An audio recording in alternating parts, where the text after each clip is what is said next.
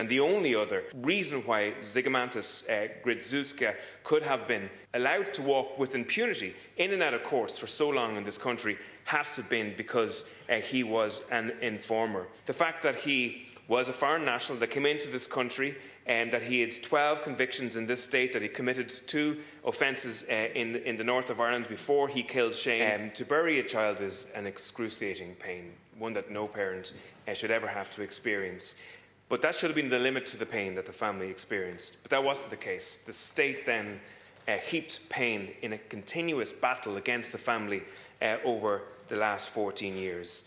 And I think that the O'Farrell family and the fact that they took on the state in probably the most persistent campaign that I've ever seen here before has to have had a significant emotional and physical cost to the family as well in all the work that they have done. The door was slammed shut on the family by so many aspects of the state: the Gardaí, the courts, the probation service, the DPP and the Department of Justice. And I think in one of the most ignorant ways that the state slammed the door on the families, it has to have been the result of the scoping exercise which blamed the death on Shane himself. And I think that that was a particularly dark aspect of the state's handling of this. You know, I challenge incompetency in this chamber regularly.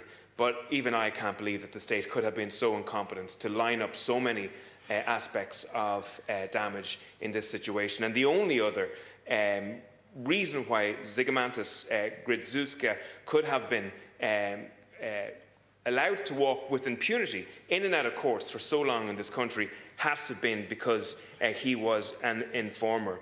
And, you know, if that is the case, that remains unanswered and has a wide-ranging level of ramifications if that is the case. The fact that he was a foreign national that came into this country and that he had 12 convictions in this state, that he committed 2 offences in the north of Ireland before he killed Shane, and then crimes in Belfast after he killed Shane as well, is incredible. And the fact that he came to this country with 12 convictions already for aggravated burglary, handling stolen property, road traffic offences, defective vehicle, malicious damage and threat is incredible. And the fact that it took the O'Farrell family to ask the Gardaí after Shane was killed to check with Interpol to see was there previous criminal convictions as well is an outstanding, damaging dereliction of duty in this state. An incredible situation. For 2 years, he literally had the impunity of the state, and that the questions around those 2 years have to be asked and answered as well. Can it happen again? That's a big issue, and I believe it can happen again at the moment. I put in a parliamentary question to the previous Minister for Justice.